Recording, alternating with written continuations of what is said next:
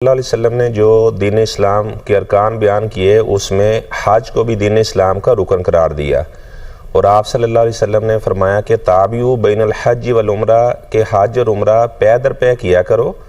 صحابہ نے کہا اللہ کے رسول صلی اللہ علیہ وسلم پے در پے حج اور عمرہ کریں گے تو اس کا فائدہ کیا ہوگا؟ تو آپ صلی اللہ علیہ وسلم نے فرمایا کہ اگر آپ پے در پے حج اور عمرہ کریں گے اللہ تعالیٰ آپ کے فقر کو مالداری میں تبدیل فرما دے گا۔ یعنی انسان اگر غریب ہے اور اس کے غربت کو اللہ تبارک و تعالیٰ مالداری میں تبدیل فرما دے گا، اس لیے حج کی بہت زیادہ اہمیت ہے۔ اگر انسان کو اللہ تعالیٰ نے فزیکلی اور مانیٹری صلاحیت دی ہے تو زندگی میں ایک بار حج کرنا لازم ہے، اور آپ صلی اللہ علیہ وسلم نے فرمایا کہ اگر کوئی حج کرتا ہے تو اللہ تبارک و تعالیٰ اس کے تمام گناہوں کو بھی معاف فرما دیتے ہیں، حتیٰ کہ اگر کوئی حج کر کے واپس آتا ہے حج مبرور کرتا ہے۔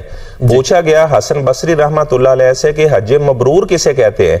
تو انہوں نے جواب دیا کہ ایسا حج جس کے بعد انسان کے دل میں گناہوں کی نفرت پیدا ہو جائے اور وہ آخرت کا طلبگار بن جائے اور وہ دنیا سے بے نیاز ہو جائے اور اس کا نیک کام کرنے میں بہت زیادہ رجحان ہو، نیکی والے امور کرے، تو اسے حج مبرور کہا جاتا ہے۔